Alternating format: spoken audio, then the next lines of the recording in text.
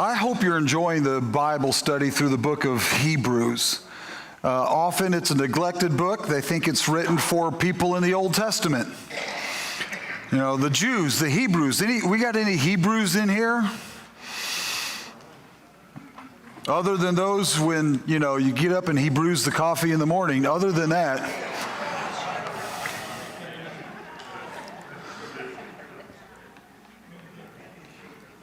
But I'll tell you what, if there's ever been a lesson that's going to show how important understanding Hebrews is to us today in the church age, why it's important to know your Old Testament, today's the day. You came at the right time, the right place. It's going to lay it out for you where it's that aha moment where you go, now it's all making sense. It may not change what you believed, but what it's going to do is make you look at it and say, now it's fitting in better. Now I get it. And that's my goal for you today. I really want you to enjoy this. Last week, and I really wish I could take last week, this week, and maybe next week and just have one 3-hour service. Y'all know I would like that. But since all of y'all's nickname is Eutychus, about 6 people got that. What happened to Eutychus? Fell out the window when Paul just kept talking on and on and on. But seriously, there's so much that can be misunderstood when you bring in parts of it. Because one of the things that we need to do, and I kind of showed this a little bit last week, and I want to do it again this week. The book of Hebrews was written at a transitional time. Do you understand that? The Hebrews had lived for thousands of years. Their ancestors had been under the law. What changed that so they were no longer under the law? Jesus Christ fulfilled the law and ended the need for any other sacrifice once for all. Well, that was what they did all the time. Every feast was about the sacrifices, and so now it's not necessary anymore. Would you call that a mild transition or a major transition? It's a major transition. But is it because God changed his mind about something? Did God say, I think I'm going to try the law and see if that works? If it works, great. If it doesn't, I'll come up with a new plan. Is that what happened? Not at all. In fact, his plan all along was for Jesus Christ to be the payment for sin. And he thought, how can I teach people this? It might take me a few thousand years, but how can I do that? But at the same time, how can I make the people who are alive back here available to get righteousness, but still not understand all that yet because I haven't taught it all yet? You ever wonder that? Like, we know how to get saved in the New Testament. Put your faith in Jesus Christ. But people will ask me, how did they get saved in the Old Testament? They didn't know about Jesus. This is going to answer that. But it's going to do more than answer that.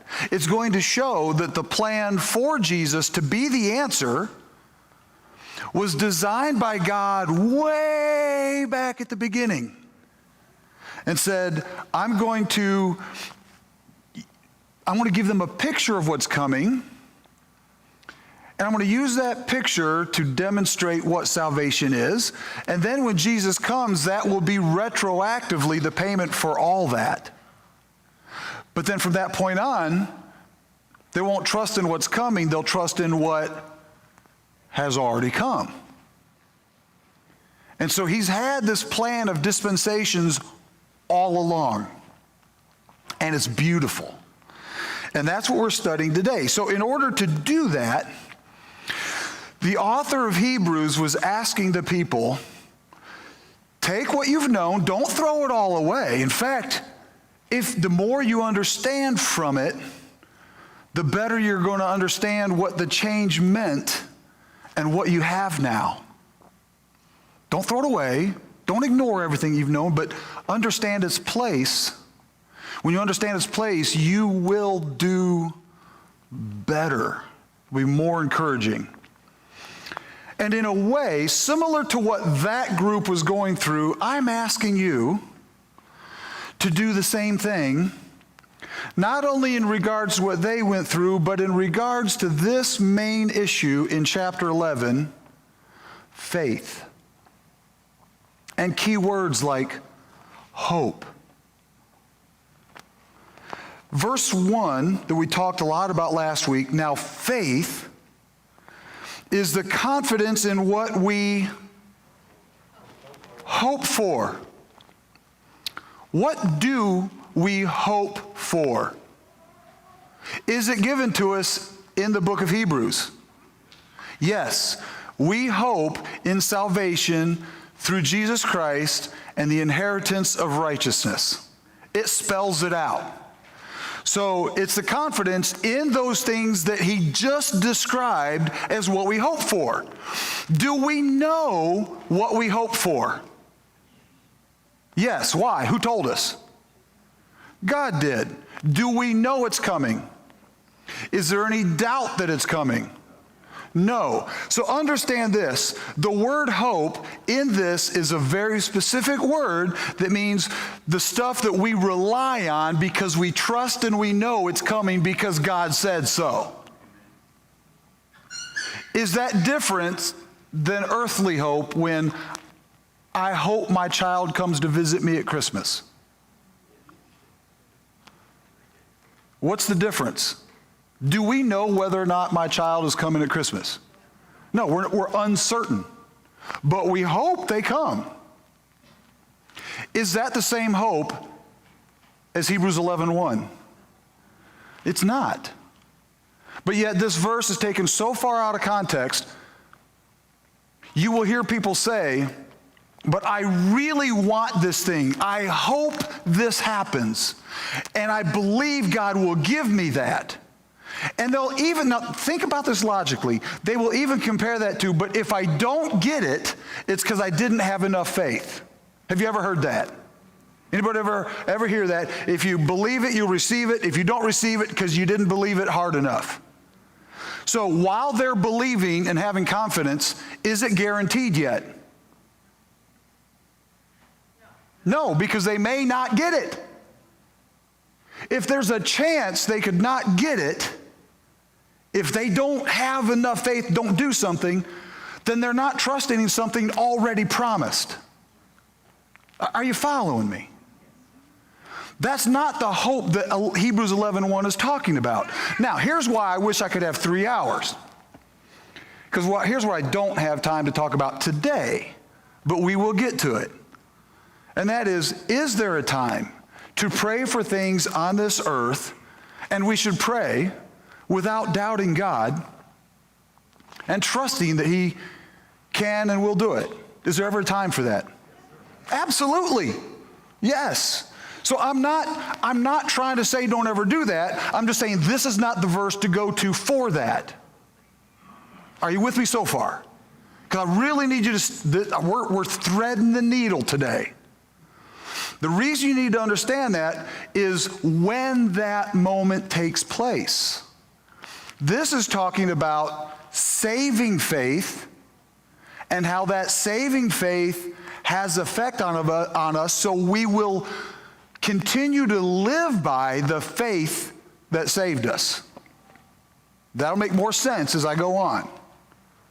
It's the faith that we have that saves us, and since we have that faith, it doesn't leave us once we're saved. It stays with us, so therefore affects how we live. And it's not just believing God will give me what I want. Even if it's a good thing that you want, you can't use faith to manipulate God and stay yourself in the driver's seat. You see, the reason some people are like getting nervous when I start touching this verse and saying it's not just asking God for what I hope for, is because they want to maintain the right to demand what they want from God without God being in the driver's seat. I want that healing. I want it so bad. He'll give it to me. He'll give it to me. He'll give it to me. I know it. I know it. I know it. And when he doesn't, they think God failed them. Or they think, I just didn't have enough faith. Maybe it was God's plan for them to go through that. Well, that's not an option because I want to be in my driver's seat. I don't want God to choose that for me. You see the problem? We've got to have this faith that says I can pray without any doubt, but yet leaves God in the driver's seat. And it's there. That comes after we understand the faith of Hebrews 11. So what I want you to do is just like the Hebrews, the author of Hebrews was asking the Hebrews that read this, don't throw everything away. Don't assume I'm talking against things don't do that. Just wipe it kind of clean for a minute, follow my argument, and see if what I'm saying makes sense. And if so, start filtering back in what you thought compared to the truth we now understand. And I'm asking you to do the same thing on faith. I'm not asking you I don't want you to question what I'm saying as far as, make sure I'm teaching this, but don't wonder, whoa, wait, he might be saying this. No, just listen to what I'm saying. Let's follow it through, and I think it will add to and increase your ability to have faith. That's my desire, is to add to your faith, not to take any of it away. All right, how's that for a long introduction? The conversation, remember in the Bible, chapters and verses were not inspired. They put those there a few centuries ago to help us identify locations, and I'm glad they did. But don't think that chapter 11, verse 1 started the conversation about faith. Because what he's actually describing started back earlier in chapter 10. Let me read for you chapter 10, starting in verse 36. Let's begin there because it's really going to help us. We're going to do some history lessons today on seeing where this faith originated, what it's talking about, and how we're to use it. Verse 36, you need to persevere so that when you have done the will of God, you will receive what he promised. Oh my goodness, unpack that. That is full. In order to have faith in what he's doing, that's the topic, it's receive what he, promised. To receive what you hope you get that you're not sure you're going to get. Is that what it's talking about? No, to receive what? What he has already promised. All right, let's keep this back up a little bit more. When you've done the will of God, is that an action step? Yeah. When you've done what? The will of God. So who's in the driver's seat? God's in the driver's seat. When you are doing the will of God, we have the confidence of Hebrews 11:1. It's not about somebody who's walking in sin and then decides they need this thing but I'm going to have enough faith, God's going to give it to me. And if he does, then I'll really believe in him because he did this for me. That's not how it works. This comes when you are walking with God. And we'll get to that even more clearly in a moment. But again, backing up further, you need to persevere. You know what persevere means? Keep it up, even when it's tough. In other words, that thing that you've been praying for deliverance from might not immediately go away. You're persevering through it. That's the context, but now we're going to dive in deeper in this context. This is going to get fun for some of y'all. Because then he quotes an Old Testament passage, to go along with what I just said, he says, for in a little while, he who is coming will come and not delay. What's that talking about? Help me out here. What's it talking about? The return of Jesus. All this stuff is going away, and what's really going to matter is when Jesus comes back and we move on to the next stage of existence. You know what I'm talking about? The context of faith and perseverance is persevere through now because we have something better after the perseverance is over.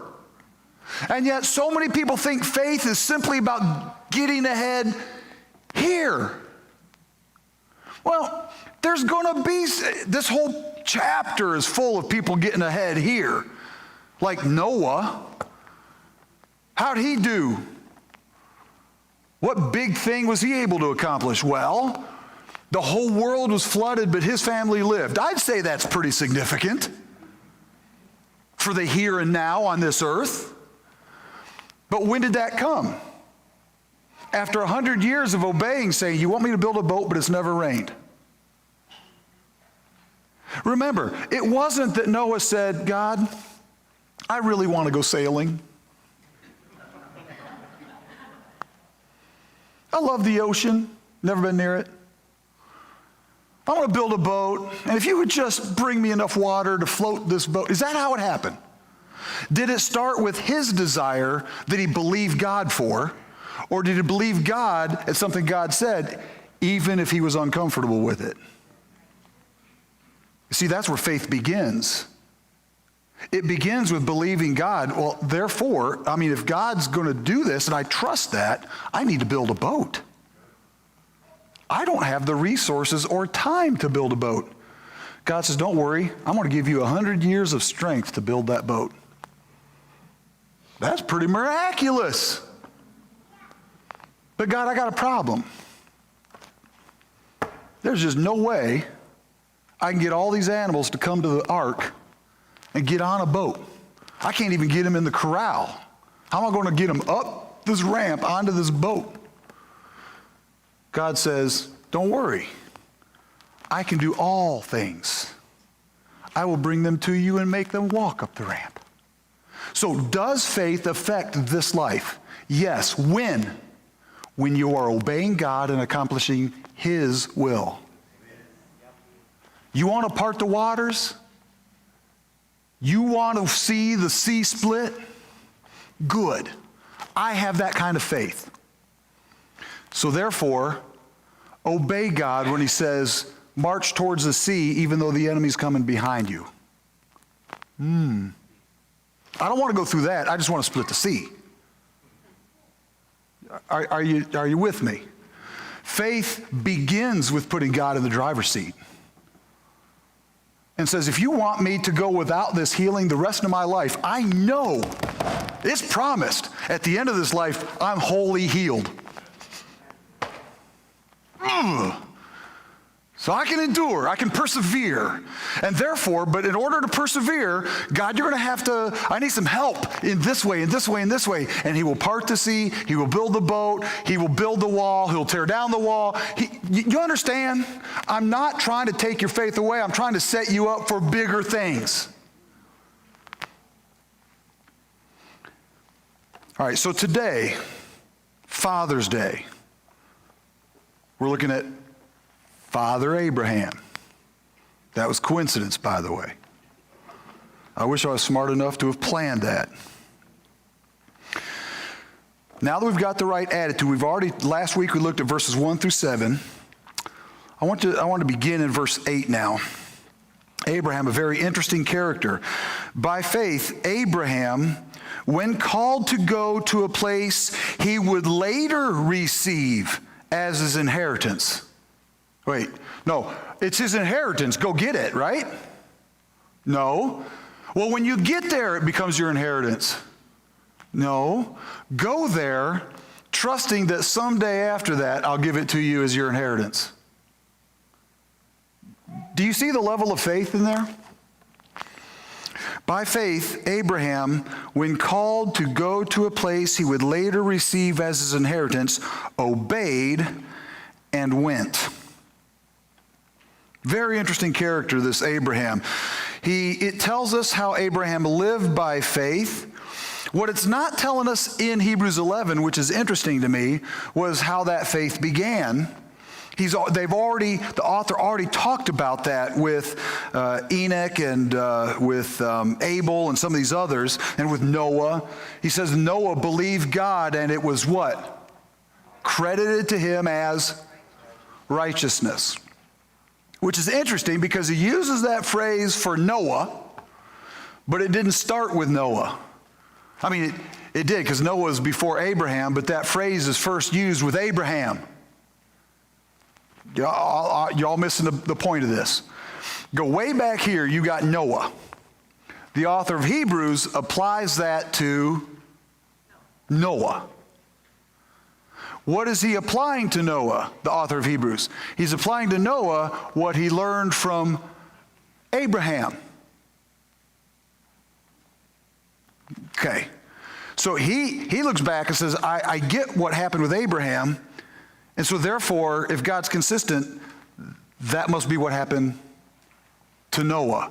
He is assuming that God is consistent. Can we make the same assumption? Yes. All right. So, when Abraham had faith, was it full of unknowns, or was faith just believing it was true and it was going to happen, that he had this dream was going to be fulfilled? You see, if faith were just believing in something, what do you do when you don't know what that something is? Watch with me. You'll see what I'm saying. By faith, verse 8,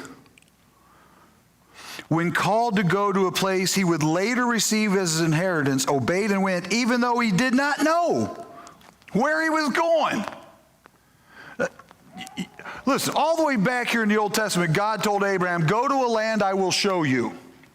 And it's going to be a land that will become your inheritance. Okay, which way do I go? Just go.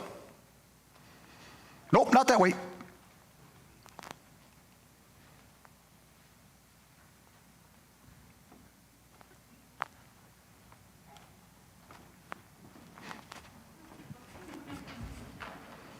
You follow me? Just start going. Why? Well, I'll tell you. Okay. Don't turn. Keep going. There were unknowns. Listen carefully. Help this. You're working out a definition of what faith is in your mind. With faith, there were unknowns. So it's not just confident in the details of what you want. Faith says, I don't know how God's going to help accomplish that will, but I believe that will is going to be accomplished. Therefore, I'm going, because my faith is not in my faith. My faith is not in the thing I want. My faith is in God to lead me the right way. That makes so much sense. And you're going to see that so consistent as we look through this as to what faith is. The story starts, ready for this, in Genesis 15. So if we're going all the way back to the first book of the Bible, how much of the Bible would have this kind of faith in it? All of it. I want you to go back to Genesis 15. This is where it starts. Genesis 15 and verse 4. This is when God had told Abraham, I'm really going to reward you if you obey me and follow me. If you'll put your faith in me, I will reward you big. And God has not changed that offer. If you will put your faith in Jesus Christ and follow him, your reward is big. You may not see it in this life, but that's okay. It's bigger than what this life can hold. Now watch this. So Abraham was like, wait. You're telling me that it's an inheritance for me. What good is an inheritance of land for me if I got no kids? Because I'll enjoy it for a few years, but I have nobody to pass it on to. That was his question. So he's in this conversation with God. Now watch this. Verse 4. Then the word of the Lord came to him. This man will not be your heir. That's his slave, his servant he was going to give it to. But a son, who is your own flesh and blood, will be your heir. Let me ask you, did they want a son before that? Had they believed God for one? Yeah, but that's not the question. The question is not, but they really believe that God would give us a son because we asked.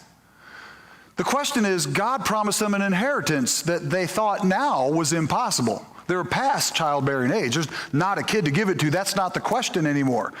Whether God's going to give them a son or a daughter, it's like, no, we've missed that boat. But God said, I want to give it to you for your heirs. And they're like, we have a problem with that. Thank you for the land, but it won't do us any good. And God said, no, I'm going to give it to your flesh and blood. Verse 5, he took him outside and said, look up at the sky and count the stars, if indeed you can count them. What a clear night that must have been. Oh, would I love to have seen what they saw. Then he said to him, so shall your offspring be. Look at this. Abram believed the Lord. He's like, okay, you said it. I believe it. And it was credited to him as what? Now, what does it mean to be credited with righteousness? Is there a difference between being credited with righteousness and earning righteousness? Yeah, credited means I haven't paid for it, but somebody put it on my account. Earning it means I've earned righteousness. We're going to see that that would be a problem. And the correct word is used here. It's credited. It was not that he deserved it, but because of his faith, God gave it to him. Whose righteousness is it then? God's righteousness being imputed on or put on him. Because of what? Faith. But what is faith described here is he believed God. Let that take a moment. That phrase where he believed God and it was credited to him as righteousness, that is quoted in Romans, it's quoted in Hebrews, and it's quoted in James. The concept that righteousness is imputed to us as something we have not earned shows that that was God's plan to impute his righteousness on man all along. And just like the author of Hebrews, he looks back at Abraham and says, aha, I see what God was doing. Therefore, Enoch, who was before Abraham, same way. Let's go back before that, Noah. Let's go back before that, Abel. He's reading that doctrine going all the way back. Wait a minute. Since the beginning, it was that way. What would have happened if Adam and Eve had believed God? They wouldn't have ate the apple. Now, side note, this is just kind of for fun. It's a good moment to help you understand dispensations, the different ways that God is working with man to do the same thing. As new information is revealed, now we have Christ, you can't go back, and that's the point of the book of Hebrews, you can't go back to a previous one because that looks better. In other words, now that Jesus has come, they can't go back and just, it worked back then where they could do the sacrifices. I'm just going to go do that. No, you can't do that anymore. Then you could go all the way back to the beginning and say, I'm not going to worry about the law and all that other stuff. I just won't eat an apple. You understand? It's with new information comes more responsibility. Now we know we are responsible to put our faith in one specific person, Jesus Christ. I hope this is making sense. I really... When was it credited to Abraham? Here in Genesis 15, where we haven't left there yet. When was it credited to him? When did righteousness hit his account? When he believed.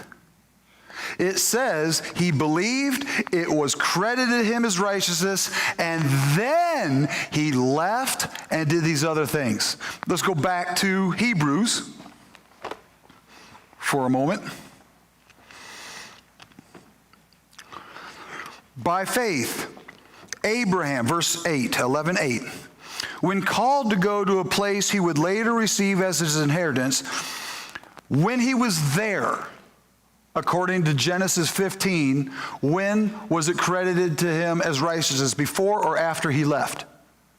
Before. When he did what? Believed. That's called faith. So when he had faith and believed in God, Righteousness was credited to him. Therefore, since he was found righteous in the eyes of God, and he had that faith, what did he do because of that faith? He obeyed and went. Listen, if you have put your faith in Jesus, you are compelled to obey him. If you're not compelled to obey him, it's because you don't believe him. If you don't believe him, you don't have faith. You may adhere to a belief that Jesus, the man, died on a cross, did all the stuff that you might adhere to a religion, but if you don't have faith in God and what he's saying is coming and what he did to keep us from the coming wrath and all that, if you don't believe that, you're not going to obey him. You're just going to try to use him to get ahead in this life, but you're not living for the next life. That's completely opposite of what he says. If you have faith in me, this life means less, that life means more. So watch how this fits. So even though he did not know where he was going, verse 9, by faith he made his home in the promised land. All right, wait a minute. When did he have faith that was credited as righteousness? When he believed. But because he has that faith, what did he do? He obeyed. And by that faith, it continues to work in the way he lives. If you don't see evidence of that faith in the way you live, you should question if you had that right faith at the beginning. That's his point. In fact, we don't have time to go to the book of James, but that is the point of James, saying if you've got no works, you didn't have faith. And they're saying, wait, we are not saved by works. We are saved by faith. Right. And James said, that's correct. But if you had the right faith that saves, it will affect the way you live. It has to. If you are not hungry for the Bible, if you don't care about missing opportunities, whether it's Sunday school or Wednesday night, I'm not trying to just make people come, but if you're not hungry for it, what's wrong?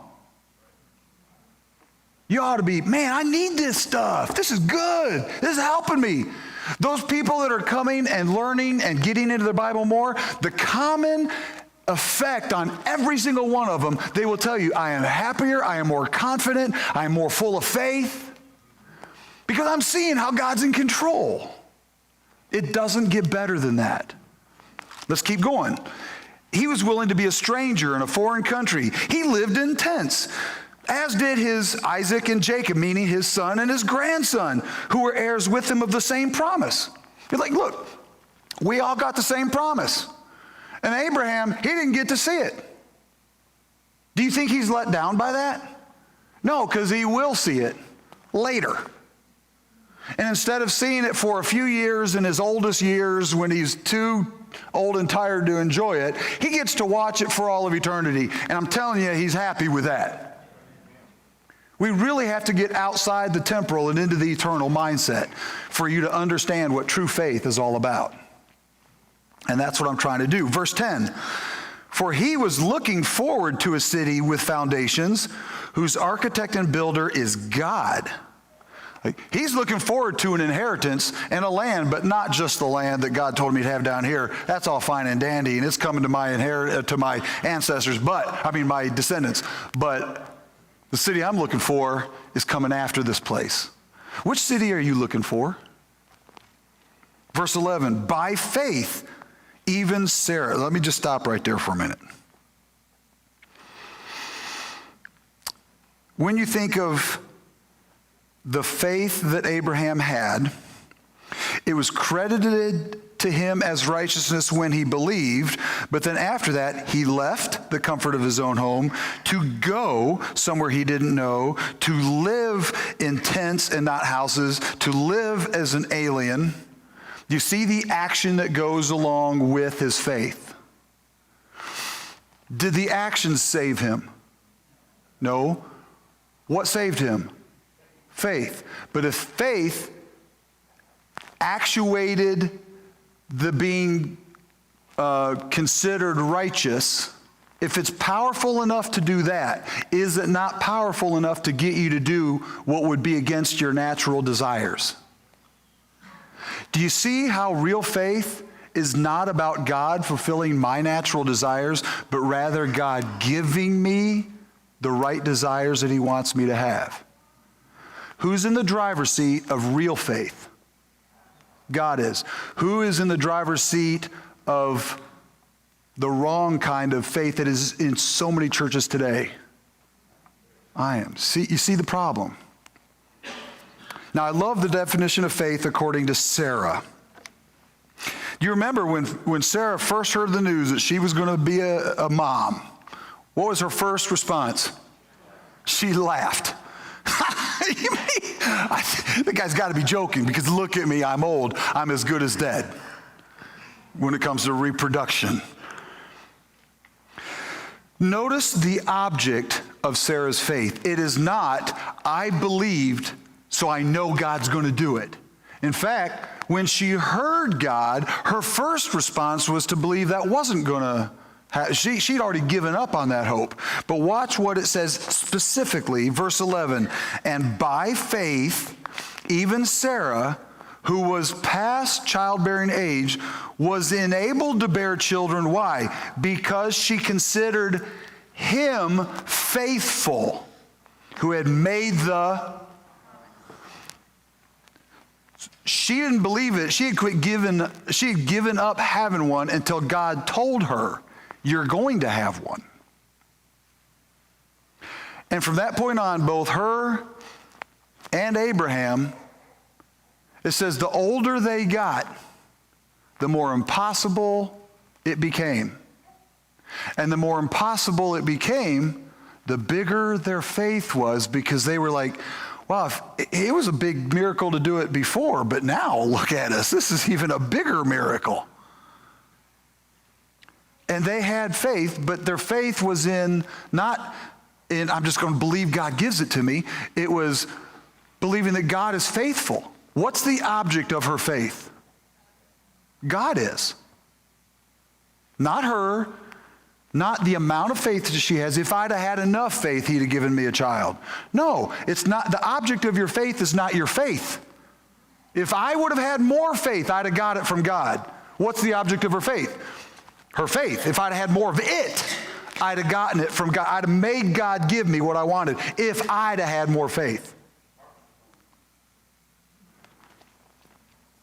Faith is in who? God.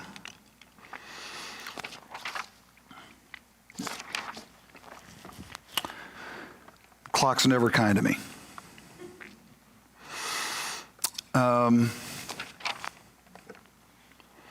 I got to show you this. We've got to go to Romans now. This pulls it together in such a beautiful way.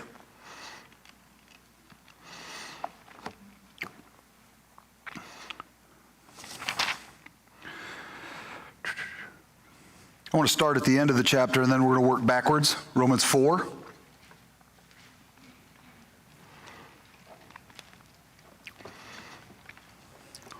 Here's what it says.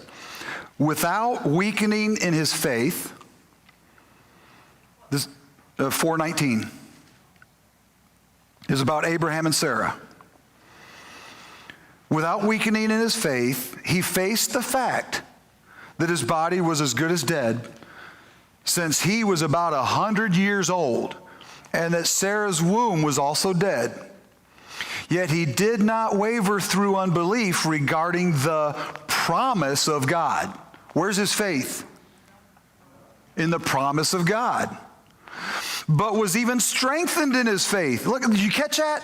The older he got, the more his faith grew.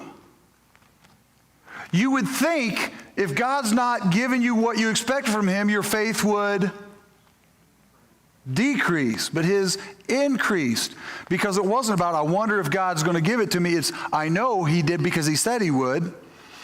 And so he gave glory to God, being fully persuaded that God had the power to do what he promised. This is why it was credited to him as what? Righteousness. You see, when was it credited to him as righteousness? Before he did any of it. He believed God. But it affected him because it was credited to him as righteousness. It affected him to the point that years later, when it hadn't come yet. He didn't doubt God. He's like, no, it could come. It might come in the next life, but it's coming. And his faith never wavered. Is that the kind of faith we have today? He went on to say, it was credited for righteousness for, let me back up, being full of verse 22. This is why it was credited to him as righteousness. Now watch this. The words it was credited to him were written not for him alone. Well, that's good for Abraham to know that. But it tells us about Noah and Enoch and Abel. But what else? But also for who? Us. What was written in Genesis 15 in the Old Testament was written for us in the New Testament for New Testament church age people. Are you hearing me? The author, Paul, when he wrote Romans, is saying God hasn't changed. He wrote back then to show us what saves us today. Watch. But also for us, to whom God will credit. Y'all aren't seeing this, are you? He's written to us who also get to have righteousness credited to our account. You cannot work for salvation, but you can have righteousness credited to your account. By what? Faith in what? Jesus Christ, the object of our faith. And it proves our salvation is by faith and not works, by looking at Abraham and said his was credited to him as righteousness when he believed, and therefore he acted. That'll be making more sense in just a moment. But let me finish this chapter and then back up in this chapter. But also for us to whom God will credit righteousness, for us who believe in him who raised Jesus our Lord from the dead. He was delivered over to death for our sins, and he raised to life for our justification. Whoa, yeah. If you will believe that and put your faith in that, it will be credited to you as, oh, but I hope I'm good enough to get saved. I got news. You're not good enough. But it can be credited to you if you put your faith in Jesus Christ. Y'all seeing this, right? Now, if you have that faith, what will it do? Will it cause you to work a certain way? Can I have another minute? I don't want to save this part till next week, and it's only this much more in my notes. Just I want to show it to you now. Thank you. Romans chapter 4, back up to verse 4. This is for us. This is how it takes this whole message about Abraham and drives it to you and to me in 2025. This is so good. Verse 4 of the same chapter. Now to the one who works, wages are not credited as a gift, but as an obligation. Right? If I do the job, you owe me. You're only crediting to me what I've earned. It's mine. But it's not credited as a gift if I've earned it. Keep going, verse 5. However, to the one who does not work, but trusts God, who justifies the ungodly, their faith is credited as righteousness.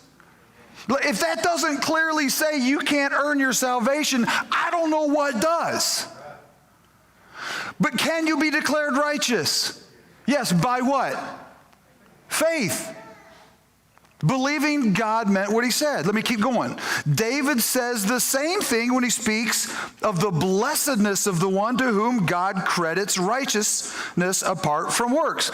He goes, blessed are those whose transgressions are forgiven, whose sins are covered. Blessed is the one whose sin the Lord will never count against him. Wait, that's who? David. How did David know that faith credits righteousness? He didn't have the book of Romans, but he had Genesis 15. Are you seeing the consistency of God through all dispensations? Before the flood, before the law, during the law, after the law. People have always been saved by faith.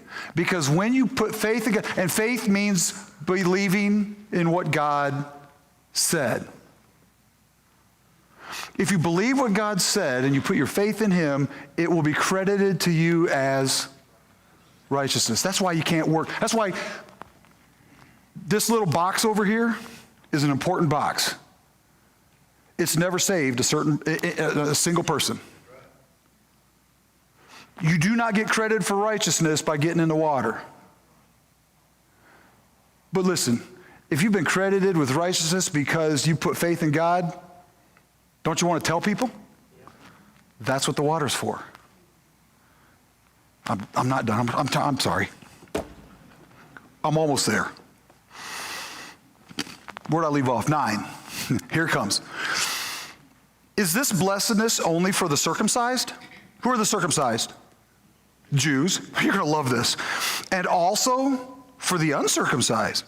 We have been saying that Abraham's faith was credited to him as righteousness, right? Are we agreeing with that? Does everybody agree that Abraham's faith was credited as righteousness? Yeah, it's all there. All right, here's the point. I'm going to tell it to you, then I'm going to read it to you. Was Abraham a Jew when God did that? He wasn't circumcised yet, was he?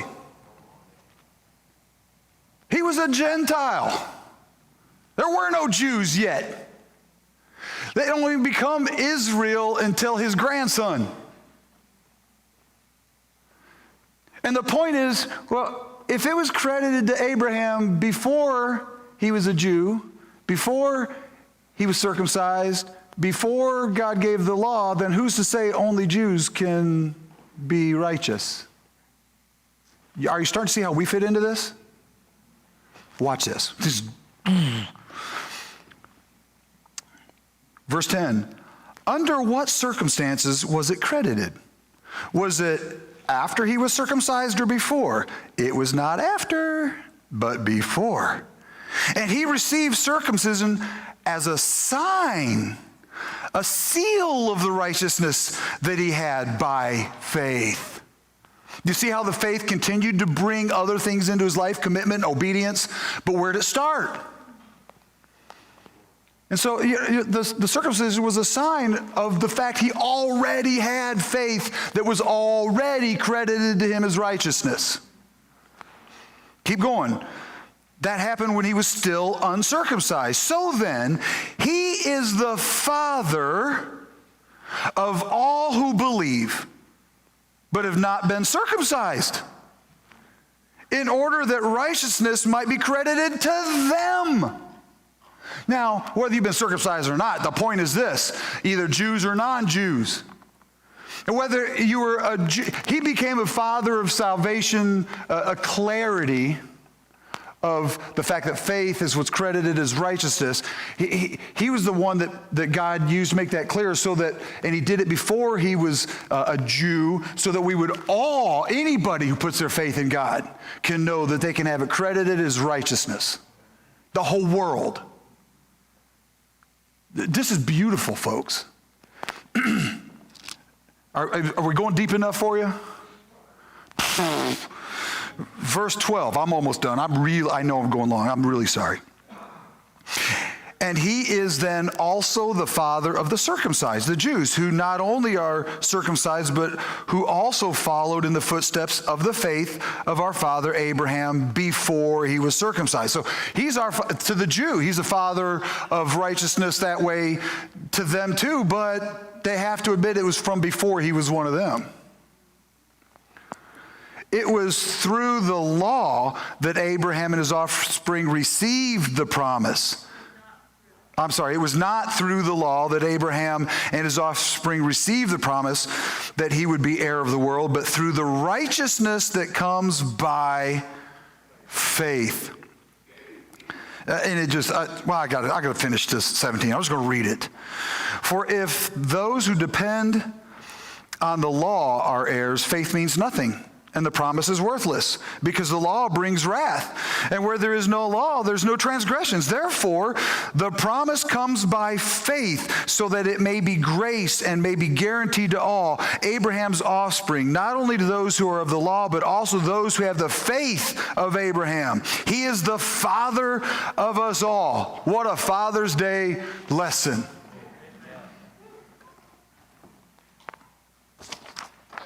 Okay. I finished.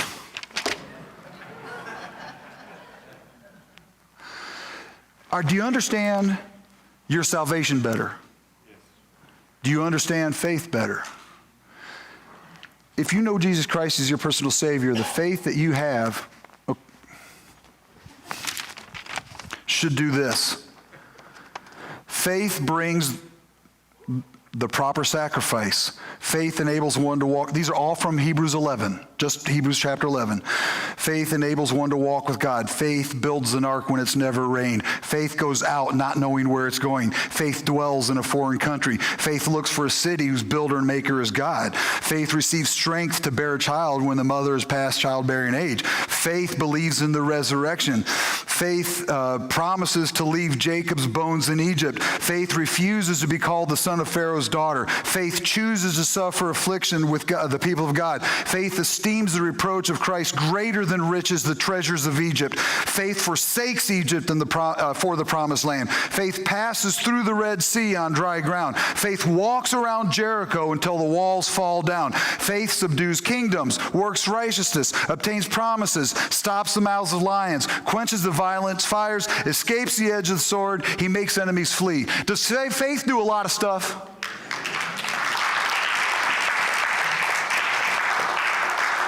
But you don't start there.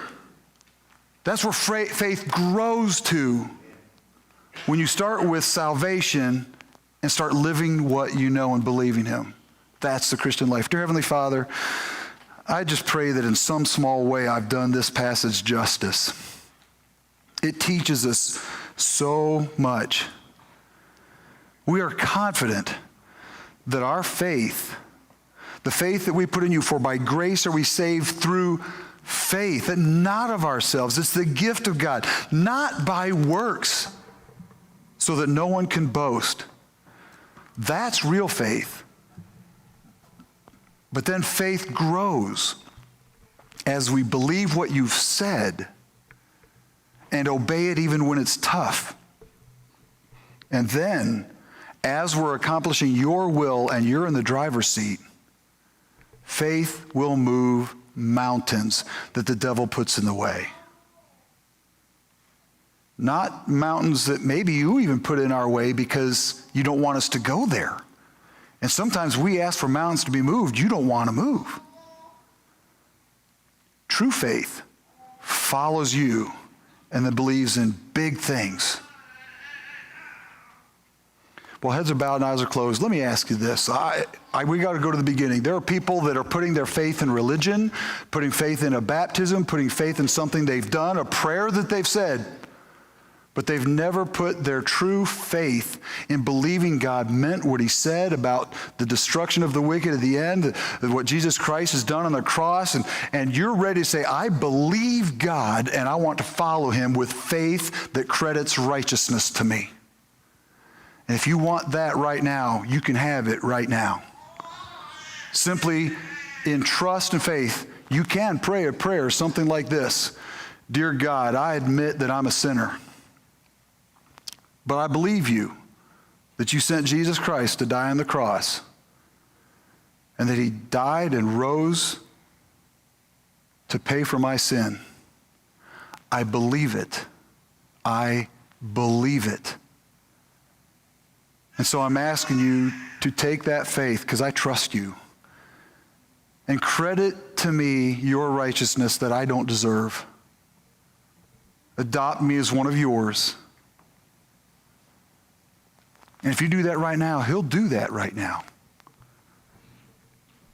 You don't have to obey to be saved. In this moment, right now, with belief, it can be right now credited to you as righteousness.